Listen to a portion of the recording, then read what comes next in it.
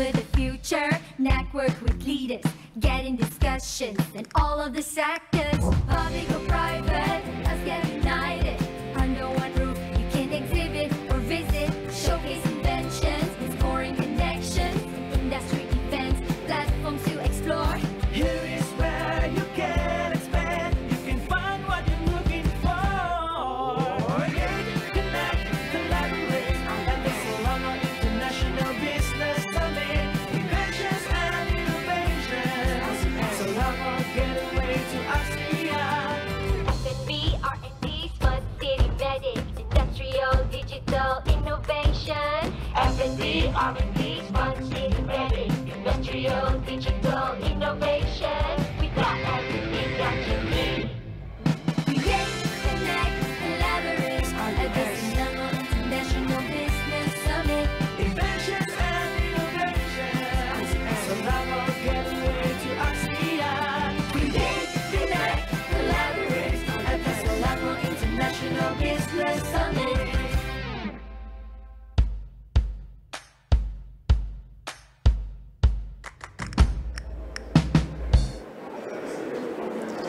Assalamualaikum, selamat pagi. Anda bersama kami, saya Harits, Asyraf, Hasnan dan juga Dina Rozman. Dan hari ini dah hari kedua sempena sidang kemuncak perniagaan antarabangsa Selangor SIBS 2023 ataupun Selangor International Business Summit. Dan tema bertemakan tahun ini, tema dia adalah Selangor Gateway to ASEAN.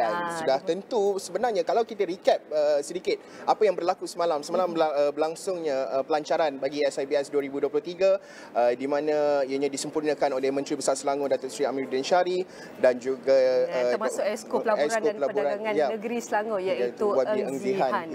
Dan juga sudah tentu banyak program-program menarik.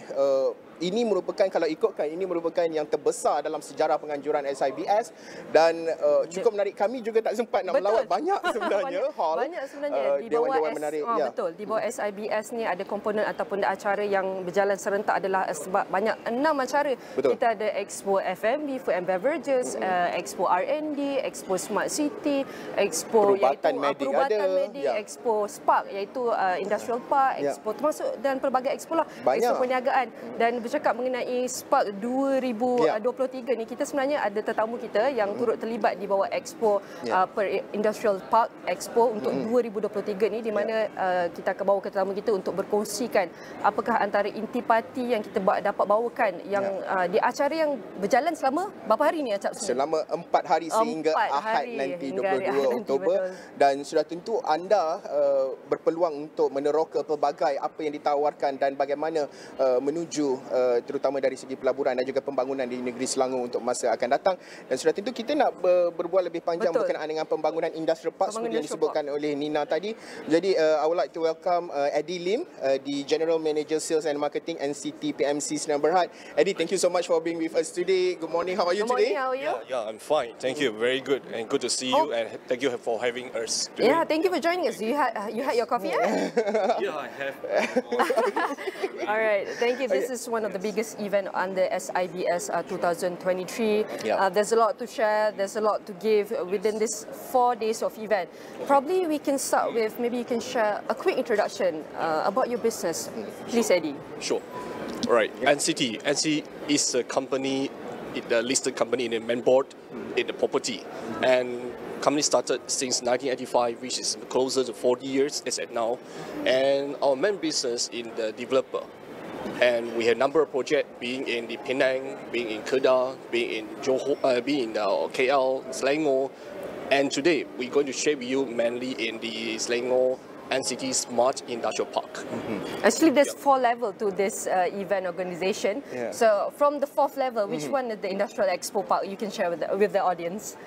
Well, if you look at this, our industrial park, which is located in the ground floor, well, and in the whole floor, and in the booth number is 4048. And what we do, we are really excited to see and welcome numbers of customers from overseas and international, and also the domestic and globally as well. Then we can see and potential client, and even they can have a lot of experience being seeing our innovative booth in our area. Yeah. Yeah. Eddie, you mentioned about your current and completed and also ongoing industrial park project. Maybe you would like to share with us completed project and also the ongoing industrial park developments that are ongoing right now. Yes.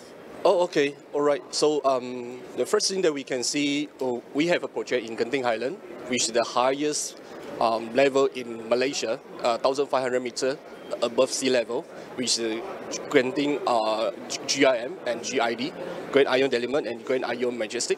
Besides that, we do have the in the Salatinggi, we have the commercial center, and also in the Penang, we do have a small 50 acres of the industrial park which is completed.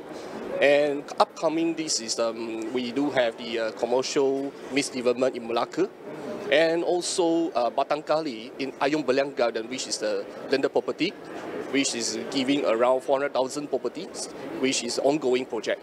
Yeah. Wow, that's a lot of project. Maybe you can share a bit specific details about this project, about including acreage of GDV and even the development timelines. How about it? Sure. For NCD Smart Industrial Park, the sizes is 732 acres. 732. 732, right? And the total GDV, it is around 10 billion. Yep, which is a huge amount. And over 8 years projects timeline. We targeted to complete the phase 1 by year 2025, followed by 2026, 2029, and also 2020, and also continuously within the 8 years going to complete all these projects. Yeah, with the 3 phases. That's a lot of project. That's a lot of number. We're hoping the best for all of this project. Yeah, definitely. Yeah, and of course, I've been informed that this project is under the Idris initiative. So maybe you can share with us the specific location, where is it located, and also maybe, of course, people who are interested to know more about how they can access more information about this project. Yes. Sure. Well, we located in the strategy location, which everyone knows it, which is a KLIA. And when you talk about KLIA, we just only merely about 4.8 kilometers from the overview. But if from the route, it takes you about 12 minutes, which is about 12 kilometers away from the KLIA, and located in the Idris development, which is announced by our Menteri Besar. Amiruddin, talking about this Idris is going to be the big development for the Selangor for next 5 to 10 years to go, which is going to develop the economic center, a new port in the Carry Island beside of the port plant, and strategically located in the center of the logistic, which is beside of the KLIA port, KLIA cargo, and also beside of this in the center of this cargo port plant. Yeah. All right, definitely all of this project need the right people, the right plan, the right execution. So probably in all of this project or businesses that you have navigated through the years, what are the criteria that, utmost criteria that you look for when deciding to expand your business operation? Well, the first of all, definitely we're looking for the well infrastructure, and in terms of the community and humans and talent supply. And overall, we choosing those with the government support and with the investment and all that we are here today, that we can see the strong support at the back is really important. That's when we come to selecting on land, we usually will look at a few things about the location, about the transportation, about the talent support, and also the overall location with the amenities surrounding us. And today, in this location, we decided to go for KLA because what we can see very, very good choices, and that we can see the proof in what happened in Penang, Bayalapas Industrial Park, what happened in Johor, Senai Industrial Park, are doing very, very well. And what about in KL? So that's going to be the next industrial park coming. And of course, when we talk about Lembah Kelang, the greater Lembah Kelang, of course, why Selangor? Maybe the reason why are you choosing Selangor for the developing the industrial park? Sure. Okay, like what we mentioned, Selangor is a center of the whole Malaysia that we can see all the university and talentship are here. Okay, whatever, and also we are blessing with this port, and we have a 2 cargo airport, KLA 1 and 2. So be internationally or domestic, this is the place that is good in transportation. And furthermore, Selangor are going to build another Carry Island port, which is only 42 kilometers away from us. They definitely bring us a good profit in terms of to our customer as well in return in a high value. And now we're here at the Selangor International Business Summit for 2023. Yeah. What factors or even we can say benefit have led your business to participate in the Selangor Industrial Park for the second consecutive time? Well, we participated last year, and we managed to get a quite good response in terms of branding, in terms of the population and also the sales definitely. And people came to us and they come to know us and our appearance in presence in this Selangor Industrial Park. And what we do, we also being the main sponsor in this year for the SIBS for the dinner's appreciation dinner.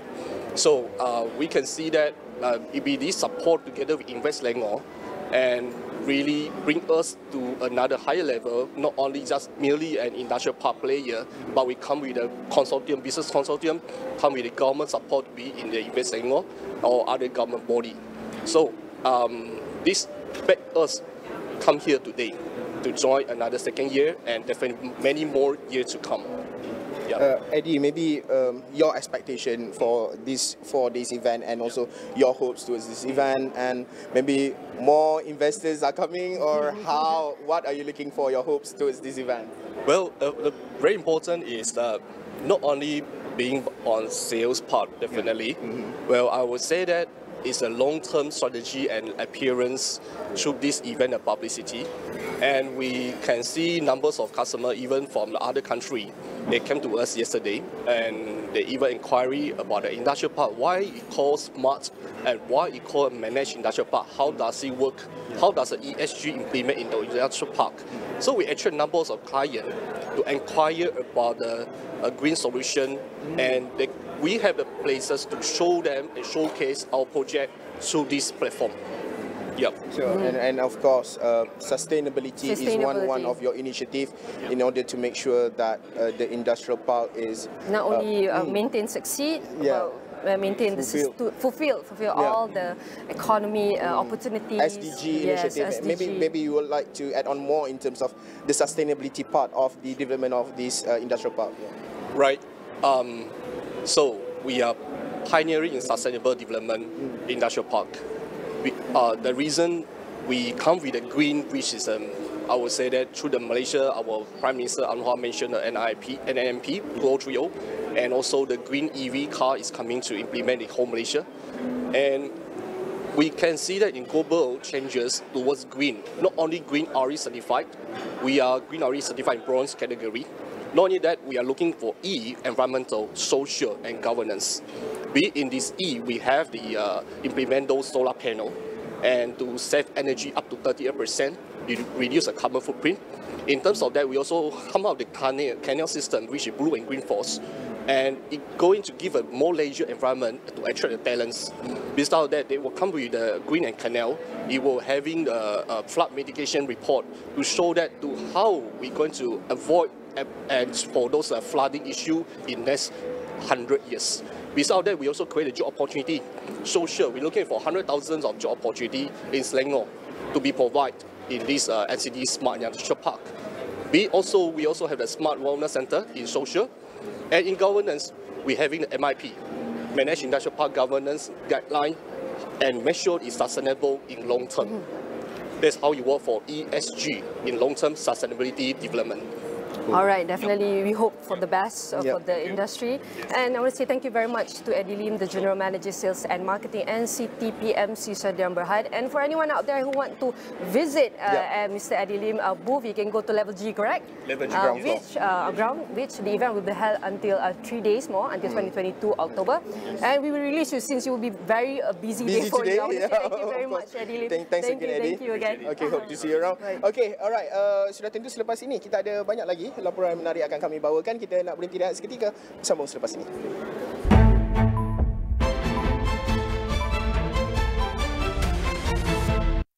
Banjir ini luar biasa. Lan ni memang menyeramkan. Setiap masa masalah dihadapi bangsa pasti ada punca dan dalangnya. Tugas kami untuk mencari, mendengar dan membongkar sebarang isu atau masalah agar ada penyelesaian.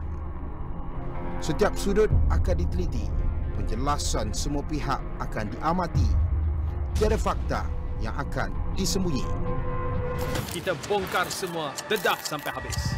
Mendedahkan kepincangan, rasuah dan masalah rakyat jadi tanggungjawab yang kami galas. 501 bongkar, terpaling dedah. Kejohanan antarabangsa kedua tertua di dunia bermula di arena Odenses, Yeska Bank. Brilliant. What a smash. Saksikan bintang-bintang menyahut cabaran. Where on earth did that come from? Nantikan pelbagai drama di gelanggang saat para pemain berjuang demi ke puncak dunia. Kejohanan terbuka Denmark 2023 secara langsung di Astro Supersport dan aplikasi Astro Go. Strong like what? Warrior stance like what? Warrior sign like what? Yeah, fire sign blaze like what? I make the bad gal rose. I don't watch what the next gal do. I be bossy, don't call me rude. I be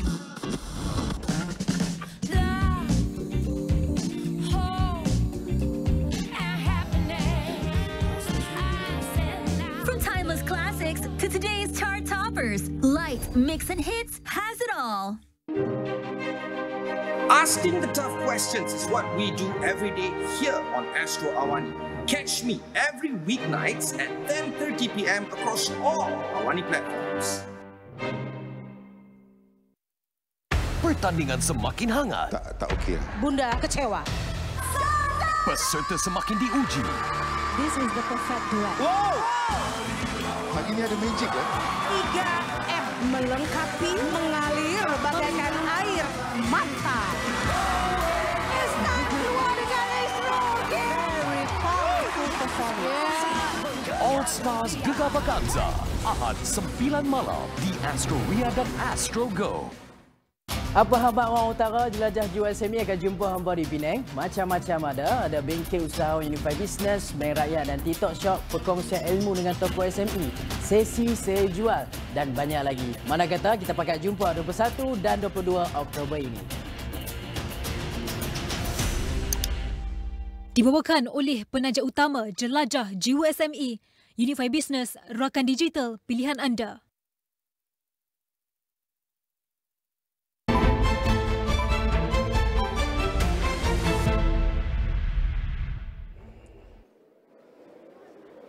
Bertemu kembali di Niaga AWANI bersama saya Rozman dan Harits. Asyraf, kami masih bersiaran di Pusat Konvensyen Kuala Lumpur sempena sidang kemuncak perniagaan antarabangsa Selangor SIBS 2023. Tentu banyak perkongsian dan juga intipati yang akan kami bawakan sepanjang acara ini di sini. Dan tadi kami bersama tetamu kami yang bawakan tentang iaitu perbincangan perkongsian mengenai pembangunan yang mampan. Tetapi kami akan beralih pula kepada iaitu topik ASEAN, di mana ASEAN menjadi blok ekonomi yang terpenting dengan jumlah penduduk lebih daripada 600 juta orang.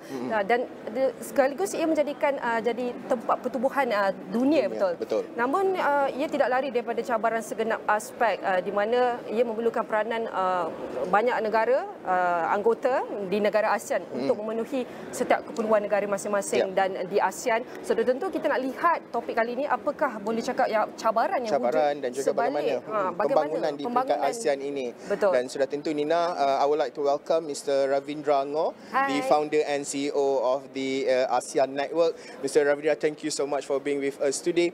Maybe you would like to share in terms of as you the speaker of this event, advisor maybe and international speaker. Maybe Mr. Ravindra, you can share what are the challenges and opportunities have you observed for the ASEAN businesses in general? Thank you. Good morning. Assalamu alaikum. So, in kind of challenges in the ASEAN region, I found there is cultural aspect. So we need to understand the diversity of the ASEAN region. That's very diverse. So cultural aspects, also government policies and implementations to really understand the rules for each countries if you want to invest and do some business in ASEAN. But you have also the economic dimension. ASEAN also has been very impacted by the China-US relationship, but also geopolitical rivalries. In ASEAN, need to understand also the China-South China Sea, exactly in the region. But apart of that, we have strong opportunities. ASEAN is the 5th largest economy in the world. I think around 660 million consumers. Expectation forecast 2030 will become the 4th largest economy, and also very young population. So all that key metrics will make ASEAN a strong and robust economy despite of the global situations and the slowdown of the China economy. I'm quite optimistic. As you mentioned, we are ASEAN is one of the 5th largest economy, and we are proud to be a part of it, and we hope to stay for the long term. Maybe you can share with us what are you considering the top priorities of for ASEAN countries in the path of that, and how can they collectively work together a more prosperous to a Southeast Asia? Well, that's a great question, and also it's in line with the topic and the theme of the panel I will moderate just after. So, key priorities, I can perhaps say that it's not that priority is not only regional in ASEAN. I think it concerns all people globally. It's environmental priorities. We need really to face in the next 10 years, I think, environmental crisis. So we need to mitigate those risks, anticipate and take action for minorities, especially in Asia, ASEAN. That's a very sensitive region, especially with floods, extreme weather. And for example, in Philippines, 24 typhoon per year, so it's something government should take actions, especially also for all in Cambodia. We have Mekong region, right? So a lot of minorities living there, so we really need to take action. First, environmental concerns. Second, I will say geopolitical, but also security solutions for geopolitical to really diminish geopolitical tensions in the regions. We might give an example with the Myanmar case. In Myanmar, we find the 5 points consensus, but those we should really have the international support. It's not only ASEAN, it should be supported by the international scene. And then, first environmental, then security and geopolitical. I would say that we should strengthen, emphasize on the economic growth of the ASEAN region. We should really take advantage because, as I said previously, ASEAN will stay the epicenter of growth in ASEAN, even in Asia. For me, it's something very important to underline. Yeah, to acknowledge as well. And also it's in line with the 2023 chairmanship by Indonesia. ASEAN is the epicenter of growth. Exactly. And, Ravindra, maybe you can share in terms of digitalization, how it's benefiting the ASEAN region, and also how it's leveling the playing field for the countries within ASEAN through digitalization. How do you see it? Sure. So so I think that you're asking me before the key priorities, and there is many key priorities, and I think that digitalization is also another one. Yeah. What I want to say is that we need to really make it inclusive, but also finding some regional approach. I think that if you look about different government policies, they all, of course, prioritizing digital governance, but also digital education and so on, right? So I would say that digital can help, for example, financial inclusion. I give just one concrete example in Cambodia. We have what we call the Pakong project. It's supported It's implemented by His Excellency Serechia, which is now the National Governor of Bank of Cambodia, and she make an applications for providing financial support to minorities in Cambodia. So this is supporting financial inclusion. That's one example. The second example is also supported by Asia Foundation with the program Go Digital ASEAN, who really support SMEs in the region through online and digital literacy. All right, definitely that's a very good insight about Asian, especially Asian market. Yeah, and I've been informed that you have a session in few minutes. Yeah. We need to release you, Mr. Ravindra. By the way, thank you so much, Mr. Ravindra Ngo, the founder and the CEO of the ASEAN Network. Thank you so much. Hope to see you around after this. We'll talk more after this. Thank you so much, Mr. Ravindra. Thank you. Okey, sudah tentu tadi kita bercakap soal ASEAN dan pelbagai lagi. Selepas ini kita nak meneliti dari segi pembangunan PMKS, pembiayaan, bagaimana terutamanya kalau kita lihat kerangka ekonomi madani yang nak membawa PKS kita ke peringkat global, bagaimana usaha yang boleh dilakukan dan juga bagaimana dari segi pembiayaan dana itu amat penting sebenarnya. Nina. Banyak lagi laporan yang akan kami bawakan, tetapi untuk anda yang baru sertai di Niaga AWANI untuk kami bawakan, kami sebenarnya bersiaran langsung daripada Pusat Konvensyen Kuala Lumpur membawakan anda iaitu event ataupun acara Selangor International Business Summit 2023, iaitu sidang kemuncak perniagaan antarabangsa Selangor SIBS yang berlangsung selama 4 hari bermula semalam 19 Oktober sehinggalah 22 Oktober, di mana kami akan bawakan perkembangan terkini SIBS 2023 yang menjadi sebagai acara utama untuk pemain industri antarabangsa tempatan untuk meneroka pasaran lebih luas di Malaysia dan juga di serantau. Ya, sebab ianya seiring dengan tema juga Selangor Gateway to ASEAN, kita nak melihat bagaimana ini merupakan pentas SIBS 2023 menjadi pentas ataupun platform untuk membawa pemain industri tempatan ke peringkat global. Baik, kita nak berhenti rehat seketika, Nina. Dan kita kembali selepas ini.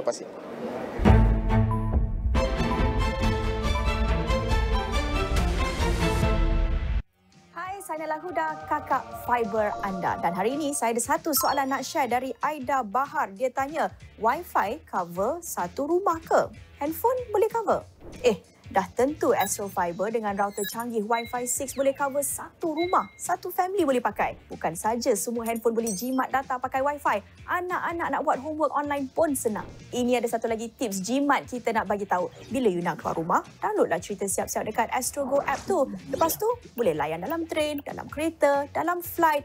Tak kacau data handphone you langsung. Jimat dah tu Aida. Ada lagi soalan? Tanyalah. Gunakan hashtag Tanya Kakak Fiber. Okey? Pertandingan semakin hangat. Tak okey. Bunda kecewa.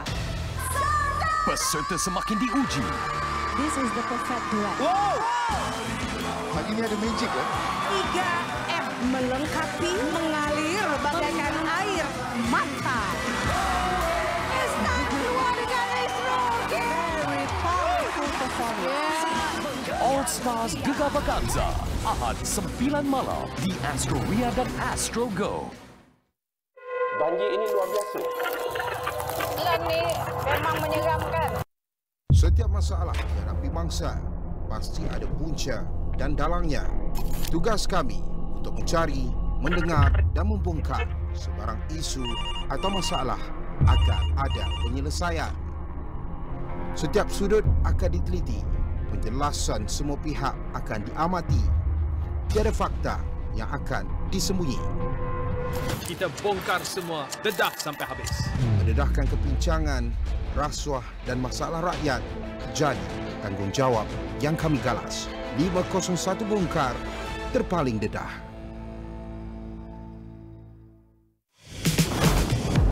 We are back in Australia. It is time to race. We are go. Great start from pole position.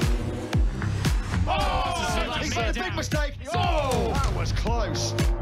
Rins wins in Australia. You look at the turning of Banyai through turn 8 and 9. He's on the inside here and he's picked up Jorge Martin.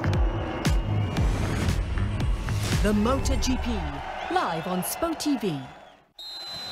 outstanding. Dedikasi seorang guru yang boleh mold budak-budak ni jadi juara. Jangan rasa diri kita sampah dengan sesiapa. Filem ini ada soul. Filem ini ada perasaan. Saya rasa bila mereka berdialog, bercakap, dialog tu cari ikhlas. Really captures the true essence of Malaysian sport. Such a wonderful way to bring up children. No retreat, no surrender. Kemence.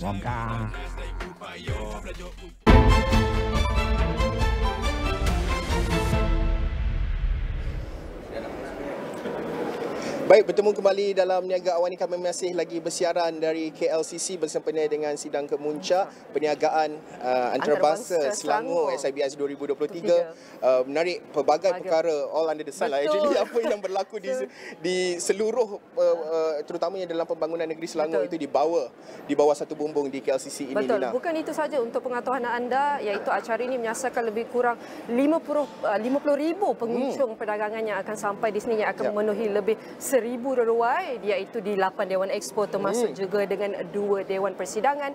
Dan acara ini menyasarkan sebanyak penyertaan dan pelibatan ataupun menarik minat sebanyak 70 buah negara. Banyak tu, Harits. Dengan nilai keseluruhan yang menyasar 1.5 bilion ringgit. Ya, dari segi jumlah transaksinya. Jadi seperti yang sebelum kita berhenti rehat tadi, kita ada menyebut berkenaan dengan PMKS. Bagaimana kita nak bawa PKS kita ini ke peringkat global. Ini salah satu platform seperti SIBS 2023 ini. Apabila bercakap mengenai PKS, antara isunya adalah kita boleh cakap kos pembiayaan. Dana kan. Betul. Aspek pembiayaan terhadap PKS ni harus diberi tumpuan yang lebih luas terhadap penyelesaian pembiayaan, dan kita lihat banyak iaitu agensi dan bank-bank menggerakkan usaha ini, dan antaranya adalah Afin Bank, di mana kita akan bawa tetamu kita di sini untuk berkongsikan apakah antara peluang ataupun cabaran dan penyelesaian terhadap pembiayaan dalam kalangan PMKS. Harits, jom kita kenalkan tetamu kita. Datuk Syed Masyafuddin Syed Badaruddin yang merupakan Chief Executive Officer for Afin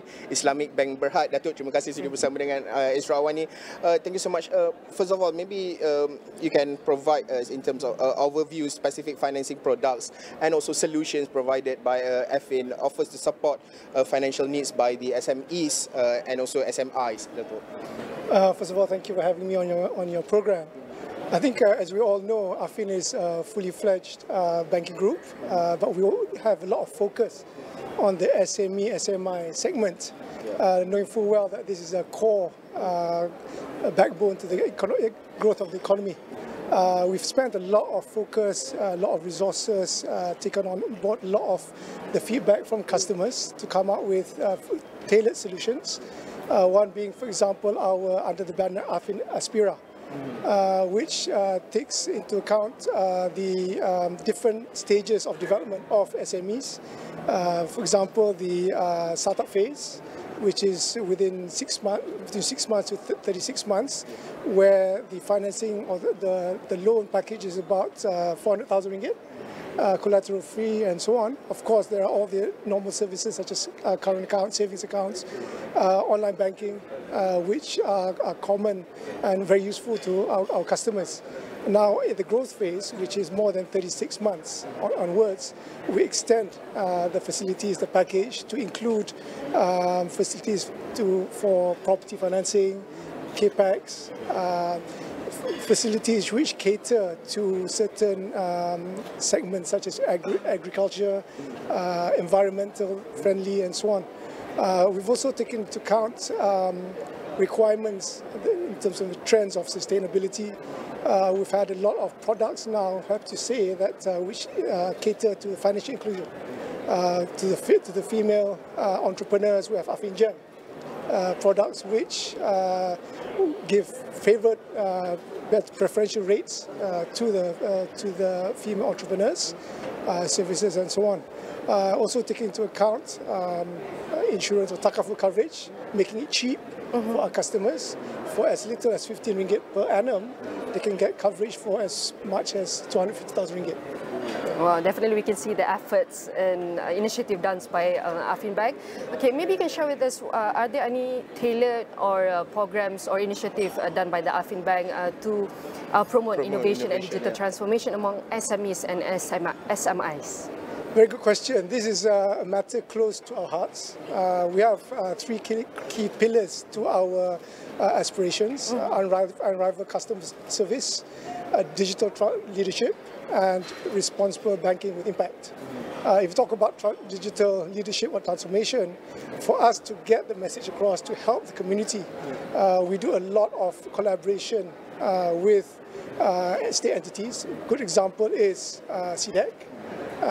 We've come out with and working with them on the Selangor Accelerator Program 2023, Selangor E-Accelerator Program, which for this year, which also helps the incubators, helps their customers or new startups get investment ready in the near future.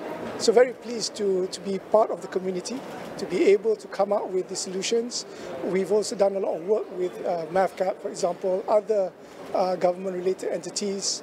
When it comes to the products, I think it's good for us to highlight the products such as Afin Max, which is online platform for our customers to make it easier for them to do their cash management, liquidity management, settle their payables.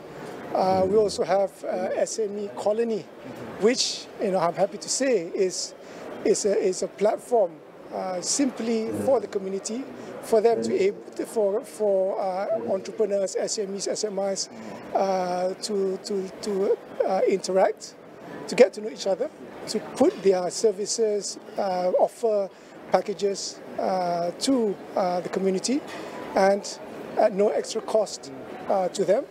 It's not for, there's no additional fee to Afin. It's merely for the benefit of the customers. All right, in the context of the Selangor International Business Summit this year, maybe you can elaborate on any special initiative or financial support that you bring or to boost the SME, SMIs that provided by the Afin Bank to participate and to expand their business in this event within the 4 days expand. Well, I think we're very excited and happy to be part of this event. There's a whole army of us here from Afin, happy to be serving the community. We've been getting a lot of inquiries. I think our role here is to make it easier for participants as financial intermediaries for them to do their transactions, trade. We see a lot of foreign participants that may require trade facilities, trade financing. We also have in our booth downstairs participants where we actually collaborate with our Rakan Niaga partners. These are partners who are very close and dear to our hearts. We give them that platform for them to promote themselves to the communities, the participants, and myself. I've been very impressed with the services and products. Again, covering financial inclusion in terms of education, in terms of what they can do for environment, solar panels, and so on. So, I would say to those who are listening to the program, come and have a look. Happy to be of service. I believe we can add a lot of value in terms of our intermediation services.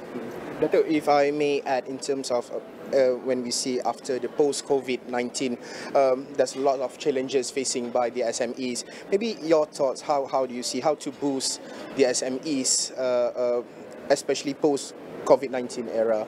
Your thoughts on that, Dato'? No, I think these challenges are not just peculiar to SMEs. All corporates, sole proprietors have experienced, even large entities across the board. I think it takes a lot of stakeholder engagement.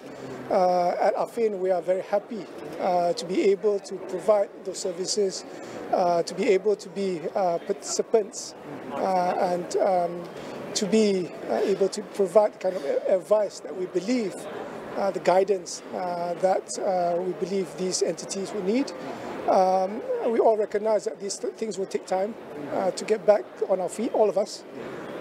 So I think when they engage with entities such as Afin, get themselves ready, they'll be in a better place going forwards. better prepared when hopefully economy comes to full pace again. All right, definitely very good insight sharing, Dato'. For those SME, SMIs out there who want to look for financial advice, maybe you can find Dato' right here. and his team, and his team. from Afin. From Afin, Dato', within this event is 4 days, definitely to bring more opportunities to the people, to the SME, SMIs, and even for the economy.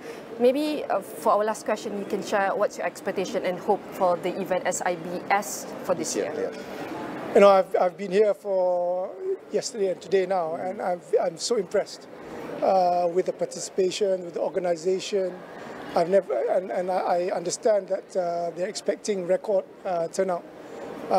As a Malaysian, I can only say that this is going to be very good to spur economic growth, not just in Selangor, all the other states, and of course, you know, like I said earlier, there are so many foreign participants, and I believe this can only augur well for the future. I think you know, it's very encouraging to see different industries. We have participants in the F&B, in the medical, which tells you that there is appetite. And from the perspective of Afin, as a banking group, we are here to service.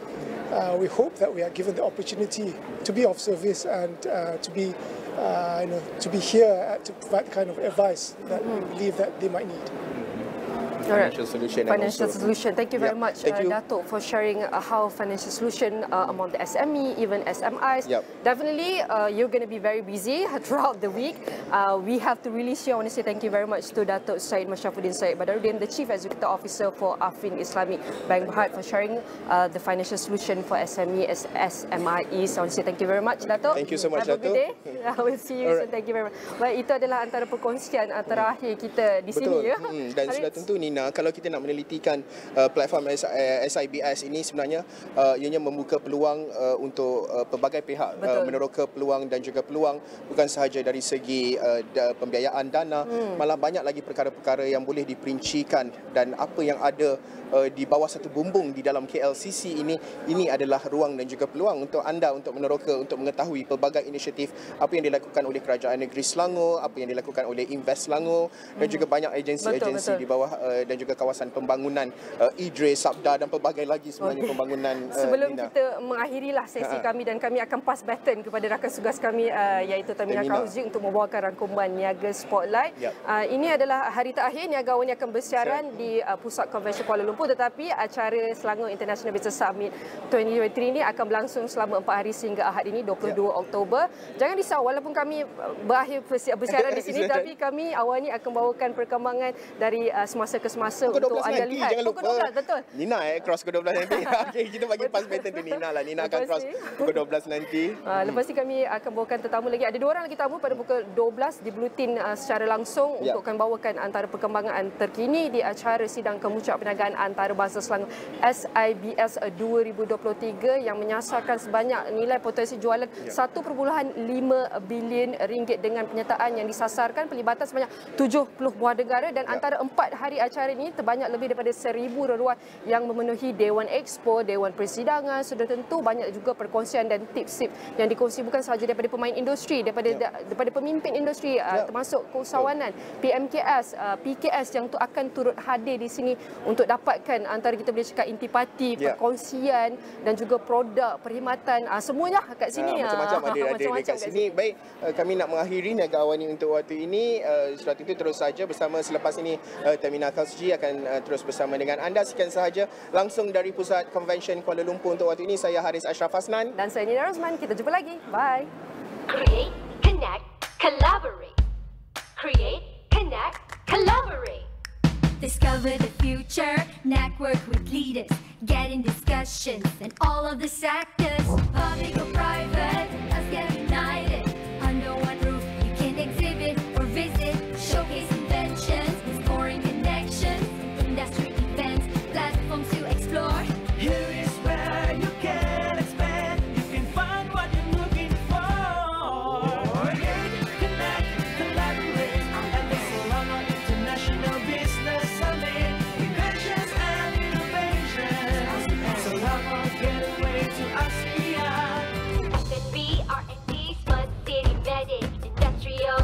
digital innovation. F&B, R&D, smart city ready. Industrial, digital innovation. We got everything that you need.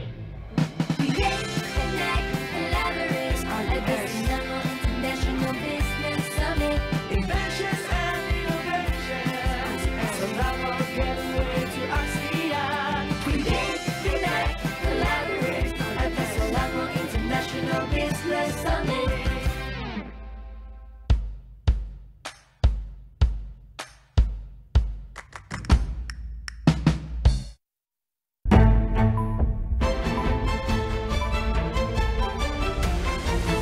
Apa khabar orang utara, jelajah USME akan jumpa hamba di Penang. Macam-macam ada bengkel usaha Unify Business, Bank Rakyat dan TikTok Shop, perkongsian ilmu dengan tokoh SME, sesi saya jual dan banyak lagi. Mana kata kita pakat jumpa 21 dan 22 Oktober ini. Dibawakan oleh penaja utama jelajah USME, Unify Business, rakan digital pilihan anda. Perkembangan situasi semasa. Beberapa negara di selatan Asia Tenggara dijangka dilanda jerebu berikutan pengesanan 353 titik panas. Kerajaan akan membincangkan soal charge transaksi duit now QR dalam mesyuarat khas. Setiap suara pasti didengar. Perdana Menteri mengakui wujud keresahan berkaitan kenaikan harga barangan yang memberi kesan kepada perbelanjaan rakyat. Ikuti segalanya hanya di AWANI 745.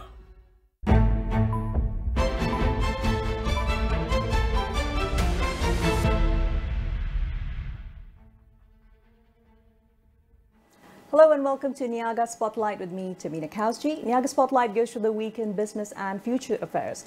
We look at market watch, industries, as well as analysis in this entire week. Well, today on a future affairs segment, we're looking at the digital economy in Malaysia. Now, did you know the digital economy is actually one of the fastest growing sectors in Malaysia and has actually attracted an impressive 15.7 billion USD of investment in Q3 of 2022 alone. So, taken all of that into account, and especially with the recent tabling of Budget 2024, Malaysia's digital economy is hoping to contribute about 25.5% to the entire GDP of the country, and this is of course under the Malaysia Digital Framework. So we're going to be discussing insights as well as strategies for Malaysia's growing digital economy in this Niaga Spotlight platform exclusive, which actually features what it takes to establish a well-designed, functional, as well as profit and job-generating tech park. The focus, laser sharp, this week is on Porto Digital Tech Park. Now, Porto Digital in Recife, Pernambuco state in Brazil stands as a model of implementing a technology park as a driver for broader economic policy. We have the absolute pleasure of having with us in the studios now Dr. Renato Lima de Olivia with the Center of Technology, Strategy and Sustainability, CTSS, at the Asia School of Business, and visiting Professor Silvio Meira, Technopreneur founder and chairman of Porto Digital Tech Park. Gentlemen, welcome to the AWANI studios. How are you doing this morning? Great pleasure to be here, doing very fine. Fantastic. Fantastic to be here. Amazing. So let's get started with the discussion. Prof. Silvio, I of course wanted to start off with what was the origin story behind Porto Digital? It actually began life, of course, as a non-profit, and what makes it such a favorable environment today in this very quick space of just 2 decades? Well, first we started with treating the problem of human capital, which is absolutely essential if you're going to deal with software, which is the focus of Porto Digital. You have to have very high skilled people to do the architecture, the design, the development of code, sophisticated code for international clients that are on top of the global digital economy anyway. We didn't have those clients in the beginning, but we did have the expectation to have those clients 10 years later. So we started with people. It was very small in the beginning, just 5 companies, 46 people. That was the whole of Porto Digital in the 2nd of February of 2000. And then, the first 10 years, we were hoping and we were driving a huge effort of attracting companies to Porto Digital, but at the same time, doing deeper, wider research in computer science and software engineering and design in the universities around Porto Digital. So the first effort was around people and people to understand not only the technologies and the science behind developing world-class software and software applications. Remember that in 2000, we didn't have smartphones, so smartphones came later in the decade, around 2007, became sort of worldwide phenomenon in the 2010s. Sure. So in the beginning, it was software for mainframes, software for the internet, of course, and software for laptops, and the cell phones, the small cell phones of the time with very tiny games and stuff like that. But we've learned a lot in the first decade, and in the second decade, we started growing. And now Porto Digital is something like 20,000 people and 5 billion ringgit of gross revenue in 306 businesses.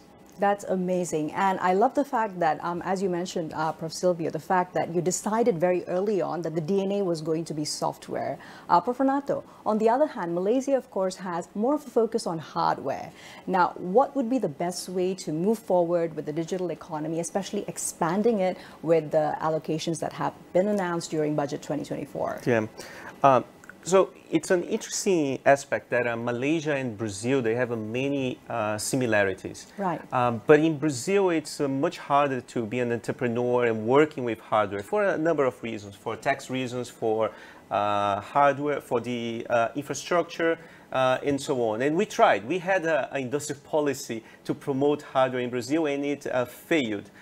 Malaysia has, in a way, is much more integrated in global value chains, has great infrastructure. It already has a cluster of hardware manufacturing in Penang and other parts of the country. Mm-hmm. So there is also an opportunity in hardware. But hardware nowadays is really, it's a way where you embed code, where you have software of high value operating in this hardware. So to look at it in a more comprehensive way, Malaysia can build upon its hub of hardware manufacturing, aggregate more value, do more stuff, basically upgrade its function within the value chain, and build upon that to do more software, to localize more of a knowledge production, and through that create more spillovers.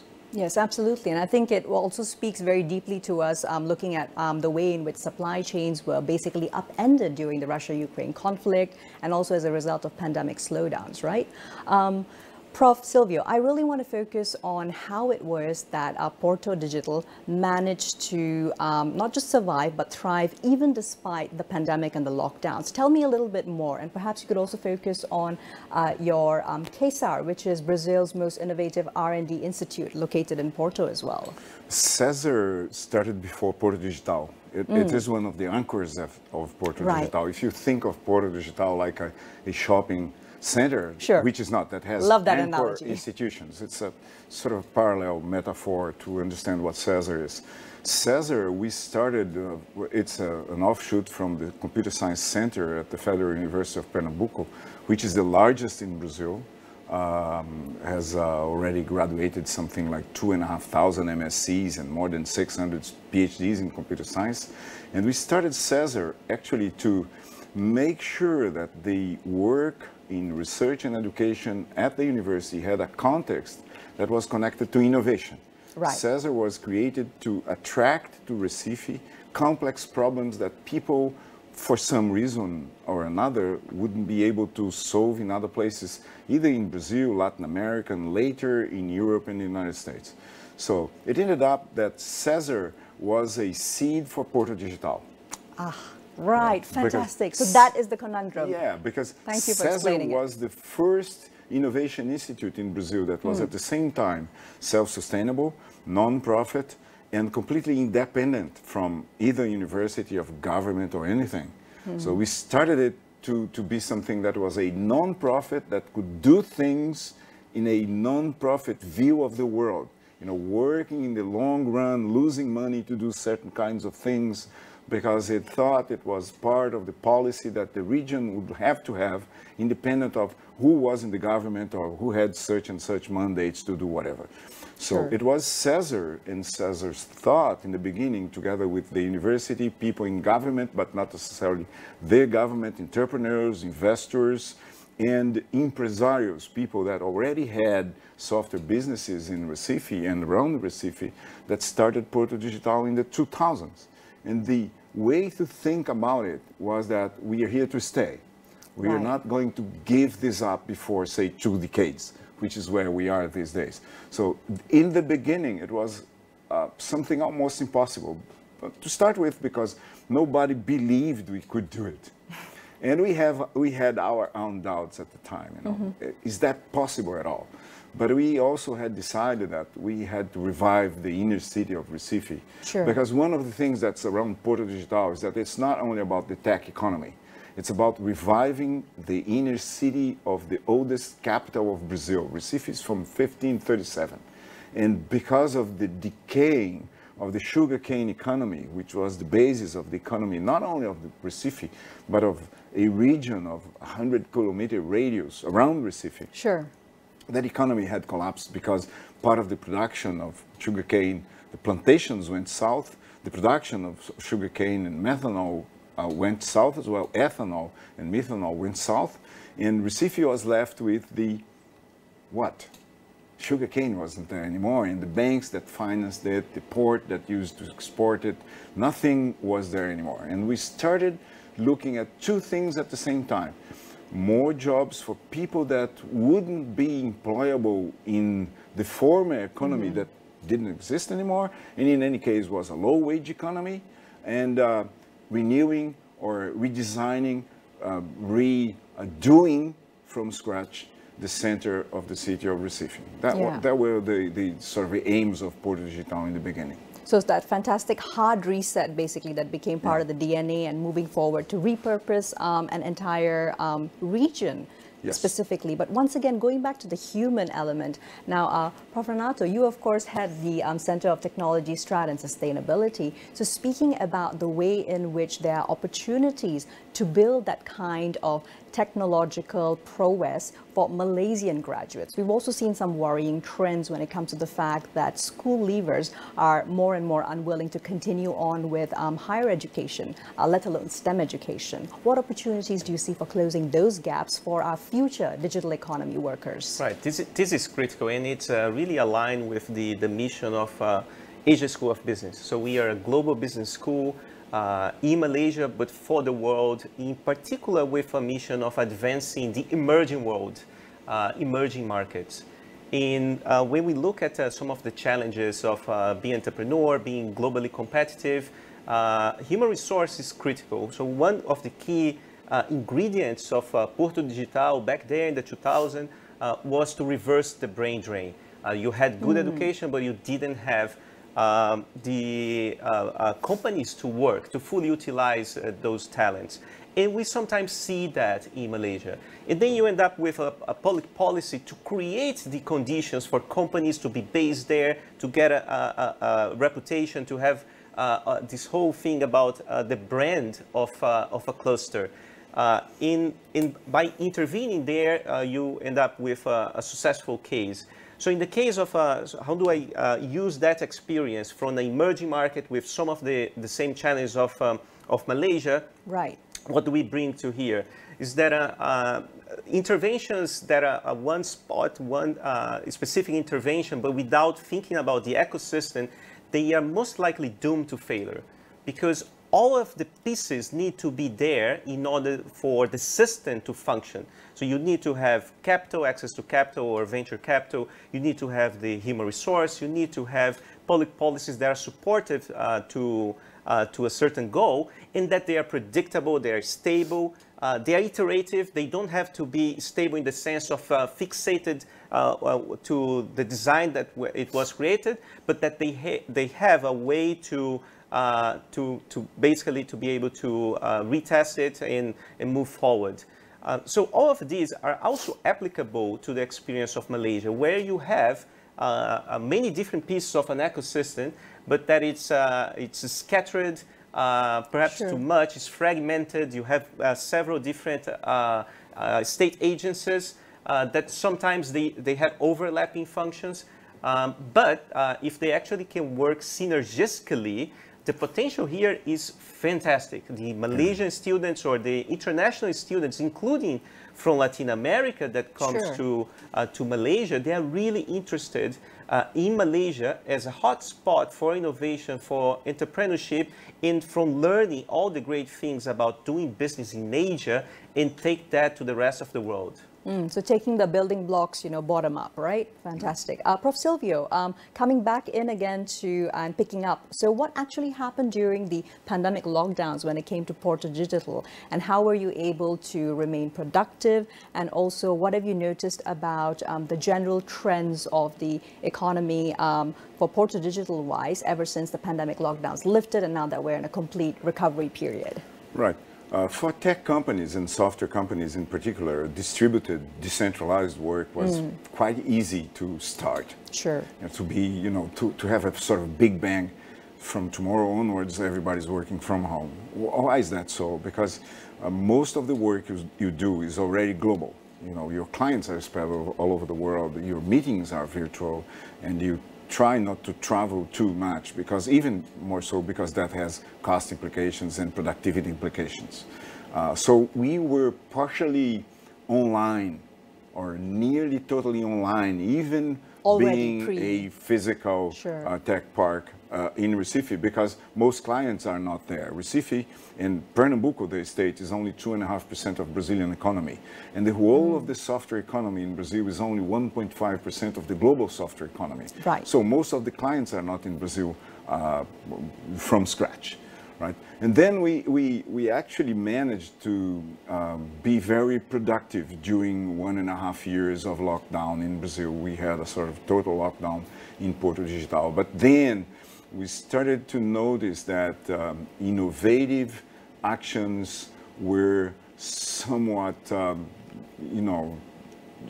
difficult to run. If you needed people to get together, to understand complex new problems, and to find new solutions for old problems. Innovation in general diminished quite a lot in terms of intensity, in width, in results proper during the pandemic. We now know this data from many studies, from many businesses, large businesses, small businesses everywhere.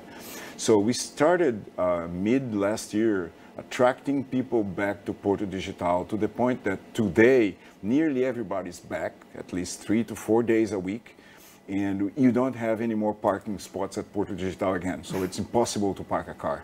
Right. That's not exactly what we wanted. People parking cars. We wanted people in public transportation. But the fact is that we have this side effect from the pandemic that people went from public transportation to private cars. Yes. Because of health concerns and so on and so forth. But now we have this, we continued the growth pattern of Porto Digital during the pandemic. We are sustaining it after the pandemic. And I think we learned quite a lot of things because of the pandemic. For example, a number of software security companies, information security companies started in Porto Digital during the pandemic. A lot of people managed to hire a lot of other people from outside Porto Digital, so we don't count these people inside the 20,000 people at Porto Digital now. Understood. Take, for example, Cesar. Cesar had people in 5 cities where Cesar had physical bases in Brazil before the pandemic. Now it has people working in 200 cities in Latin America for Cesar. So some companies actually, and innovation institutes like Cesar, learned how to do decentralized distributed work productively. And having said that, I still think, and we have data to prove it, that if you want to do something really innovative, you need to get people together because of serendipity effects, because of proximity effects, because of the opportunities for the younger ones or the less experienced ones to learn from the more experienced ones, the ones that have much more road in their heads to understand the world, specifically to understand the problems that the world really has, that the people that just left the university, if they are left alone at home coding or doing design, they are going to spend much more time learning.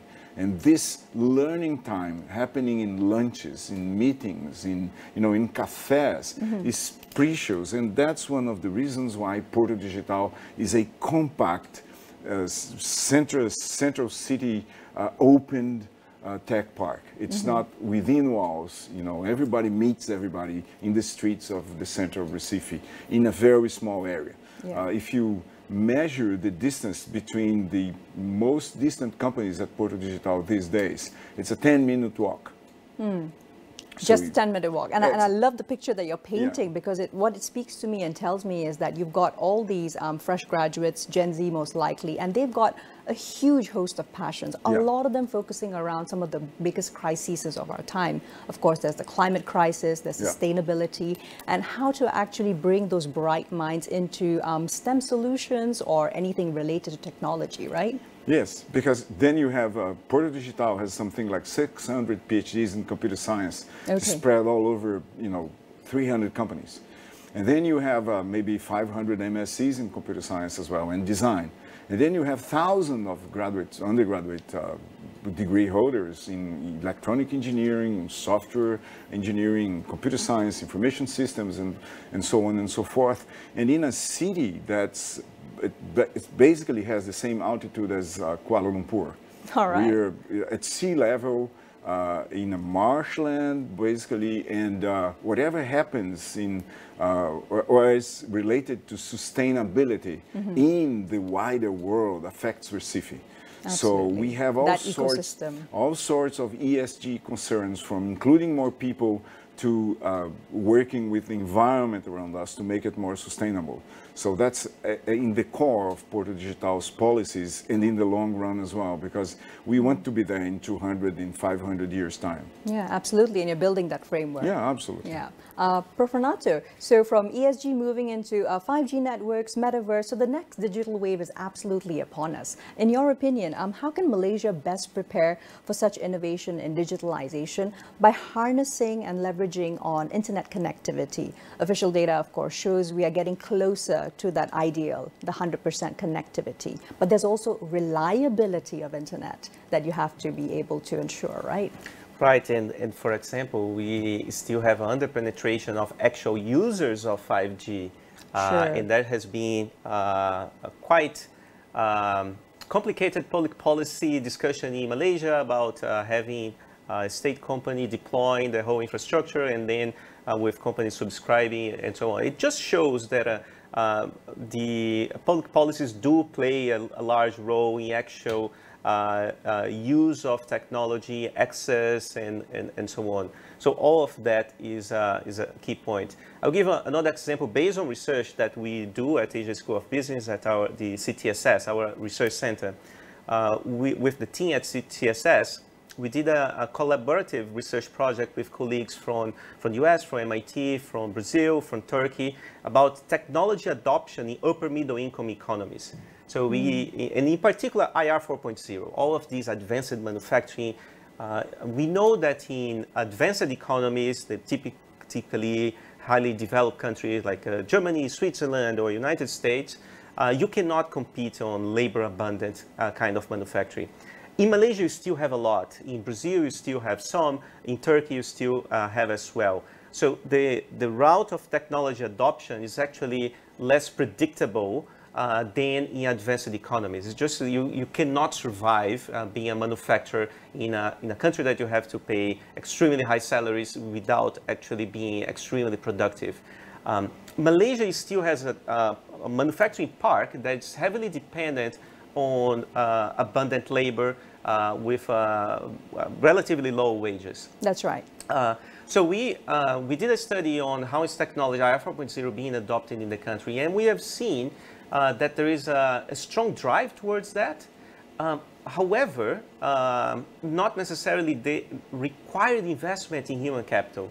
The required investment in human capital is extremely essential to actually use all of the new capabilities. So when you put IR 4.0 type of technologies where machines can talk to each other and then they can point information for users to actually be able to debug it, to solve it, or to rejig machinery automatically. You need to have a kind of skilled labor that is not the line operator. It's a problem solver. It's someone that is working with the computers, with the data generating process in advancing the manufacturing capabilities.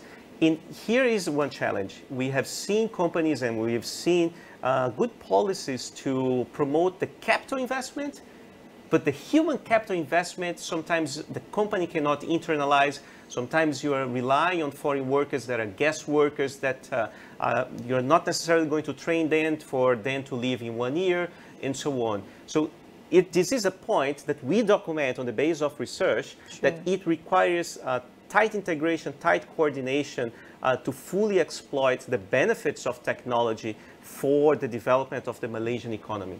Yes, absolutely. I think you've spoken really well on the need to focus on those who are knowledge workers more than just filling in the lower rungs of technology. Thanks for that. Prof. Silvio, Renato, we take a quick break now. We'll be right back with Niaga Spotlight. Don't go anywhere.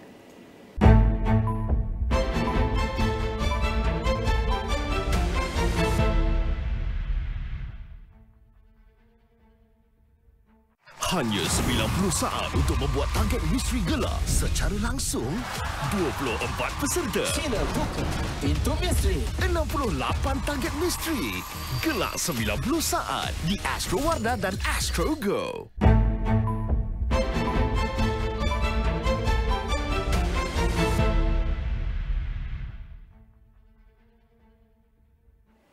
Welcome back to Niaga Spotlight, still with me, Tamina Kausji, and today, of course, we're focusing on the digital economy and, in particular, technology parts, with visiting Professor Silvio Miero as well as Dr. Renato.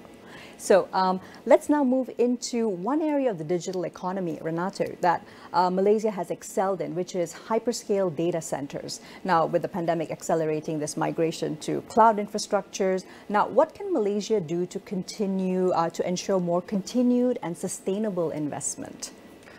Well, that's a fascinating area because it also connects with another issue of public policy. For a long time, we had a discussion about the role of a cabotage exemption for development of data centers. If you're going to lay out a large investment, you want to make sure that you are able to service such investment with predictability, with a number of potential suppliers in the world. And then we had a policy that reverted that waiver of cabotage and said, no, you have to use Malaysian registered vessels in order to service those submarine cables. It was one of the rare occasions. I've been in Malaysia for 6 years and 5 governments. It has been one of the quite rare the record occasions for every one of us. that we've seen some of the global companies openly lobbying against that, say that this is going to hurt, we are not going to locate investments and so on. And we've seen how much of Singapore has developed data centers up to the point of exhaustion. Yes, they're literally coming to Malaysia. I mean, of course, it's to our benefit because we have the land, we have the capacity. Yeah, and you also have one thing that Singapore won't be able to have, which is the potential of supplying your data centers with green energy. So in a world that values sustainability, where companies need to move, especially large multinationals with RE100 commitments, they want to be able to show that they are reducing their carbon footprint. Malaysia has a great opportunity, and we have seen some of those investments. YTL Group has announced one investment in Johor of being able to locate, and the key difference is actually be able to supply directly with sustainable energy. So you have land, you have the opportunity of doing that, you have infrastructure. If you align the rest of the public policies and put that together in a predictable policy, you have a lot of opportunities, a lot of potential in that. We have seen it happening, but it can even go further. Very interesting insights there. Prof. Silvio, any from your side when it comes to hyperscale data centers, the fact that we're seeing that huge expansion, particularly in the Southeast Asian region, with a focus on Malaysia right now? Yeah, we have a lot of investment in that in Brazil as well, but it's not in Recife. It's far up north in Fortaleza. 17 of the 20 cables that actually go into Brazil land in Brazil through a city close to Recife, 800 kilometers north, called Fortaleza. But data centers in Brazil are mainly in the south of Brazil, in São Paulo, the hyperscale data centers. But we have an advantage in Brazil already in relation to that kind of market, because more than 85% of the power generation and distribution network in Brazil is already green. And we are investing literally dozens of billions in wind and solar power in the country as well. Of course, because we have quite a lot of sun, quite a lot of wind in Brazil. Certainly, but making the most of it as well. Yeah, we're making the most of it. We have in certain regions in the northeast of Brazil, we have, quote, the best wind in the world for wind power generation. And that makes for Brazil to be one of the best places for you to host hyperscale data centers and cloud businesses. But then we have a problem of connectivity in South America, because in South America, Brazil is connected directly to Europe and to the United States, and all the rest of South America is in the other side of the Andes and the Amazon, and they're connected to the west of the United States. And then that has problems of, data traffic routing that doesn't make it especially proper for Brazil to compete in the global business of data in hyperscale data centers as we maybe could. We have to work further in connecting the rest of South America and Latin America together so that we can actually play in that market. That's one more reason why we decided in Porto Digital that we were going to invest in software and software design and design as a whole. I think it really did prove to be a wise decision. Thanks for that, Prof. Renato, now moving into, of course, sustaining a tech park and also avoiding tech talent crunch, such as what Malaysia currently is facing. Now, just some stats here. So 26% of Malaysia's labor force now works as full-time gig workers, with a particular emphasis, of course, on the lower rungs of digitized work, which is, of course, e-riding, as well as delivery services. So how do we actually move up to get that percentage of knowledge workers who will become part of these future tech parks that are already in place, at the same time ensuring even these hyperscale data centers, for example, have a good proportion or at least an equitable division between Malaysians as well as, of course, foreign talent working there? This is a fantastic question, which actually connects with one dimension that sometimes it's, I would say sometimes it's neglected, which is you need, the density of knowledge workers is critical. So it's not only about the numbers, but actually the density, the agglomeration, the ability, as Silvio mentioned, of meeting people, random serendipity, in a coffee place and so on. Mike Piori and Richard Lester, professors at MIT, they describe the innovation process as a cocktail party. As you have some conversations here, some conversations there, these can lead to a deeper connections, but you always have to have such a place of meeting and encounters. Having people from different backgrounds, different skills is really important. Turns out that if you want to bring talent in Malaysia, it's easier to bring someone from the outside rather than someone that came to Malaysia to be a PhD student or a master's student. Which is also a pity because, I mean, of course, you would be far more localized and understanding of the context that you're going to work in. It is. So if you go to the United States, you do a PhD in the United States, if it's in STEM, you get a 3-year work visa and you might be able to stay. If you do the same in UK, Singapore, Australia, you also have opportunities because you know that one, you've invested, society has, through different mechanisms, has invested in the formation of such student. In that person, if they want to stay, it's because it's a good signal. It's like you know the culture, you might have connections, you have something to contribute. So that's an area which Malaysian policymakers would do good to revisit. The ability of actually retaining, create a specific visa for the high quality talent that came to Malaysia to study here and wants to stay, be able to stay in a way that is similar to what happens in countries that attract a lot of and has this density of knowledge workers. Again, United States, UK, parts of Australia, Singapore, and so on. So this is a missed opportunity. It's something that doesn't have a fiscal cost, and it would not hurt local jobs. In fact, it would create, because it would increase the density of knowledge workers. It would make it easier for companies to stay or attract other companies, because they would see that you have different pipelines of talent. It's always easier to hire the local talent for a number of reasons.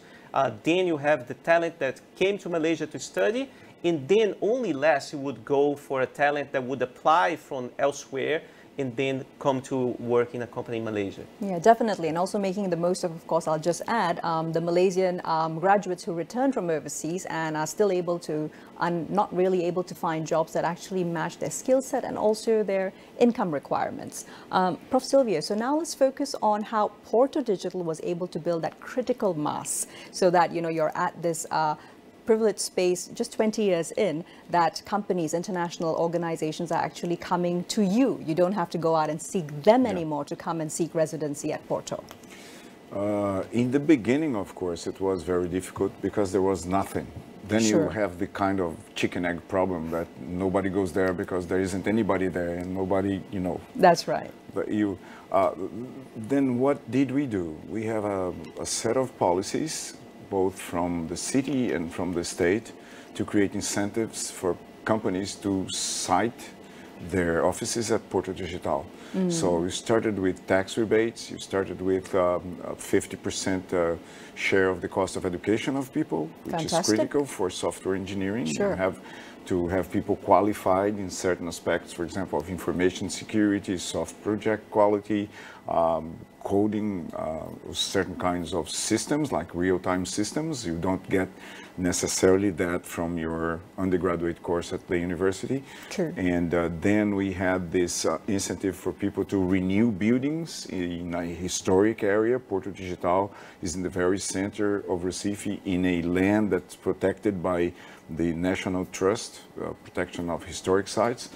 And then after we got to somewhere like 2,000 or 3,000 people, a few more businesses wanted to go to Porto Digital on their own. When we got to 10,000 people, that was something like 8-9 years ago, then we lost control of who was going to Porto Digital. We started being surprised by companies that were just phoning us or sending an email saying, I have just arrived at Porto Digital, you know, I want to know what's available here. And now we have these kind of big banking innovation centers that are, you know, kind of arriving at Porto Digital and saying, I want to hire 300 people in 2 weeks. And of course, people are not coconuts. You can't just get 300 coders and designers in 2 weeks. But then we now have programs of higher education and conversion from professions like law, like engineering, in which Brazil has quite a surplus of people and not enough jobs. For example, for engineers, that's a pity in Brazil, but you have a lot of engineers that are not working in civil or electronic engineering because they don't have enough jobs. And for an engineer, and in some cases for a lawyer, because of jobs like legal data officer in many companies, it's easier to convert a civil engineer to a programmer capable of running a big project because of the capabilities they already have in handling big projects in civil engineer, than to get someone from computer science to train how to run big programs. And also, it's much easier for a lawyer to learn how to program and to understand data and analytics than to get a computer programming to understand the whole complexity of the law profession. So we have these conversion courses, we have training courses, we have under 16-year-old courses for programmers, we have a high school tech training programs for people to leave high school as programmers and designers at Porto Digital and around Porto Digital at the moment. so that we keep attracting more companies and more people. So we have right now the best combination. We attract more companies because we have more people. Recife is the city in Brazil that has the biggest percentage of people studying computer science in all cities in Brazil that have 100,000 inhabitants or more. And exactly because of that, companies go to Recife because we have people, and more people study because companies are going to Recife. Yeah. So we have solved the chicken egg problem. And that's definitely the problem you have to solve. Many people don't want to go to places that don't have enough people. Absolutely. I think we face a lot of that when it comes to some of the newer developments in Malaysia. Definitely. Yeah. So if you attack that problem, and that's a human lifestyle problem, it's a vision that there are careers in there, that I have a profession, that it's long term, that's not going to collapse in 10 years and stuff like that. And then you're going to get people. If you have people and you start attracting businesses, then it's all sorted out. It takes 10 to 15 years to make it work. It's not something that you can do in 3 years, in 4 years. Sure. Nobody has done that anywhere in the world. When we talk about Silicon Valley today, people say, but in Silicon Valley they did that. Yes, the first company in Silicon Valley is Hewlett-Packard. They started in 1948. And we started to hear about Silicon Valley in 1990 something. Correct. So that was nearly 50 years later. Exactly. And of course, Malaysia's tech park, where we are actually seated right now, still in phase 1 of implementation. But moving on from the synergistic environment that definitely has to be established, Renato, as we close out the discussion, so looking at the fact that, of course, political landscapes change in Brazil as well as in Malaysia, but of course, Porto thrived and didn't just survive, right? So what advice would there be for the Malaysian digital economy landscape, as, of course, politics is also so deeply interlinked with business growth when it comes to having institutional memory, at least for what we are trying to build in the digital economy and tech park sector? Yeah, great question, and it involves different aspects of political economy. Malaysia moved from a dominant party system to one that its elections are very competitive, and in fact, all the time we don't know who's going to be in power. Sure. So the governance of state institutions, then they have to provide the independence required to have leaders who are not going to face the risk of being sacked because there was a change in political coalition and so on. So that is moving towards the independence in mandates and transparency and accountability of the whole governance of many state institutions. That would isolate the noise of politics from the long-term work that is required to promote the structural transformation of the economy. So in different ways, in the Porto Digital governance structure is interesting because it's tripartite. It has government representatives from the city, from the state. It has business representation, different universities. So that is also one model where can draw inspiration.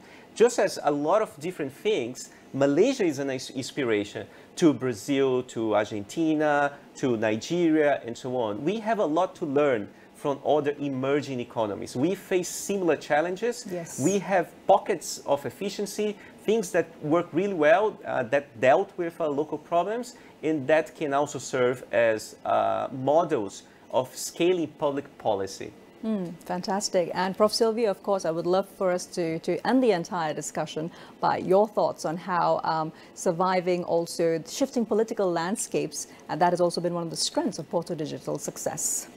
I think just continuing what Renato was saying, Porto Digital is a public policy defined by law, state and municipal law, city law. Sure. And this governing body of Porto Digital of 19 people has minority representation of government. Right. It's a public policy. It's partially funded by the state and city government of the city of Recife, but they can't decide what's going to be done without the agreement of the representatives of the whole of society interested in Porto Digital, which includes, for example, urban planners. Because it's an urban city technology park. It has to be a livable city too. It has to be a livable city. We have, city problems that have to be sorted out there. And it doesn't interest to anybody, including to the state government, to go there and say, do it this way. They fund it. It's a public policy defined by law, but they can't decide what is going to be done without the agreement of the majority of the stakeholders. The state has less than 25% of the votes in the body that governs Porto Digital. So changing the state, representatives and the government or whatever it is, changes the noise, but the noise is a small percentage of the whole. Sure. That made Porto Digital sustainable in the long run. It's a unique case in Brazil, and we have the different cases, all the different cases in which the state technology park was state-owned and run by the state, they all collapsed in the turmoil of Brazilian politics in the last 20 years. Absolutely. Fantastic. I wish we could go on, but of course, that's the end of our time. Prof. Silvio, Renato, fantastic insights. Thank you again for making time. Thank you. Thank you. Right. And with that, this has been Niaga Spotlight with me, Tamina Kausji. We'll see you next Friday again, of course, with more business analysis and insights. We wish you a productive week ahead. See you then.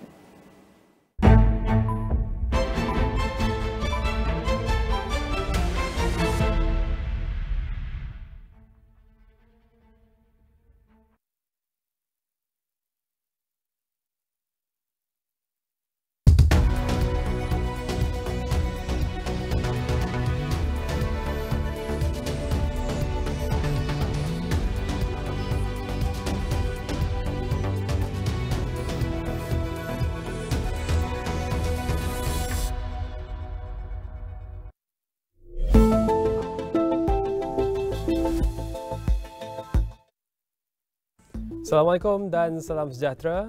This is Agenda AWANI and I'm your host for today's discussion, and our main agenda today is to discuss about the social security here in Malaysia. And together with me to discuss that specific topic is three guests here with us now. Is Professor Dato Dr. Nurul Mansor, which is the Director of Social Wellbeing Research Centre, SWRC from University Malaya, and Dr. Stephen Kidd, the Principal Social Protection Specialist at Development Pathways, and Dr. Amjad Rabi, Social Security Economist, which currently affiliated with SWRC University Malaya. And to kickstart our discussion, I would like to start with Prof. First, when we talk about national Malaysia social security schemes, maybe we can start with a bit of overview. What are the challenges that we are having right now? How effective is our social security scheme, especially when we talk about trying to give protection to those who are most vulnerable in our society? Thank you, Irfan, and thank you for having me.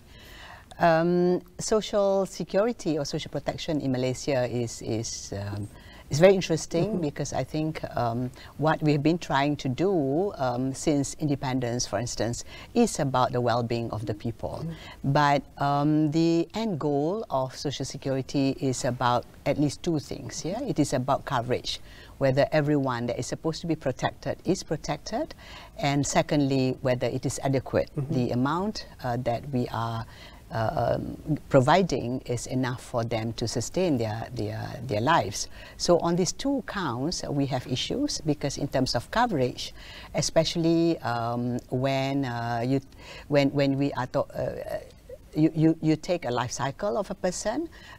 So old age, for instance, is a vulnerable, as you mentioned, a vulnerable group. So it will be old age or an infant, because these two ages they are not working, so they can also make the family very poor. If you have more children, you are more poor. Or if you are old because you are not able to work, then you are poor. So covering these two spectrum or these two phases in the lives of Malaysians, we do have for the poor, that which is about 3% of children is covered in Malaysia. And when you talk about old age and their regular income for older persons in Malaysia is about 30%. Yeah, but excuse me, 20%. So the coverage is not wide enough to cover all the vulnerable people. So that is one, that's in terms of coverage. But adequacy is also a problem when the amount that is given is also very small. So it's not able to support when you are not working, although we have increased the amount to 500 ringgit, I think now for old age. But the exclusion, the exclusion is very high among the older population where they are poor but they are not part of those receiving the pension, the social pension. So the exclusion error is about 50% of those who are supposed to be receiving it and not receiving. So the and in the middle, especially those who are not poor, who are not old, and they are not young, and those who are not in the formal sector, because if you are in the formal sector, then you will have the EPF, for instance, that you can draw down when you are old. But if you're not in the formal sector, and for those women who work maybe just a few years in the formal sector, that's when they contributed to the EPF, but once they leave, then they are no longer contributing, and some may not even have contributed at all, especially if they are not formally employed. So the middle group in Malaysia are those, or the middle, what we call the missing middle, are those who are not covered by any social protection. We're going to touch more on that, about at least 60% who do not have any kind of plan for retirement. And at the same time, we do have, other than EPF, we have SOCSO, LTET, other scheme, which Dr. Amjad will give more explanation and his view on that. But I want to move to Dr. Stephen first. Just now, Prof mentioned about the amount given to this vulnerable group. For old ages, they are giving now 500 by JKM. But then it brings about the topic of the sustainability in terms of government financing. You mentioned that the government need a responsible fiscal policy in order for them to have a working government when facing global challenges, unexpected challenges, not just in health, but also geopolitical. So what the government need to do and what are the challenges they need to see and take action so that we can have that responsible fiscal policy? Yeah, well, I think it's on both sides. You need to look at the side of the benefits that people receive, and you need to look at the side of how you're going to pay for them. What we see, I think globally, is that when you have the kind of system that you have in Malaysia, where you just give benefits to the poor, right? It doesn't have a lot of political support. So governments don't put very much money into it. Means there's very little money. You get very poor benefits, very low benefits. Doesn't really help people. One thing it does do, it discourages them from working because you're rewarding them for being poor rather than helping them get into work. What we see globally is that when countries develop more a rights-based approach to social security, where we know that it's a basic human right that everybody has the right to social security throughout the life cycle, when governments move to that, then you find there's a much greater willingness for governments to invest and a much greater willingness amongst the population for people to see, yeah, we'll pay our taxes because now we know we're going to get protection whenever we need it across our lives. So once you guarantee all children will get a cash benefit, all families can support their children with a cash benefit, all older people, everybody when they become older, guaranteed with a decent pension, then it makes it worthwhile paying your tax. Then governments can introduce new forms of tax and push the tax rate up to the kind of levels that you would find which were decent. So at the moment, Malaysia is around 11–12% is the tax take. You cannot have a decent society on that. You can't invest, especially when you've got having to pay off debt and loans. You've got to push that. If you push that up to 30%,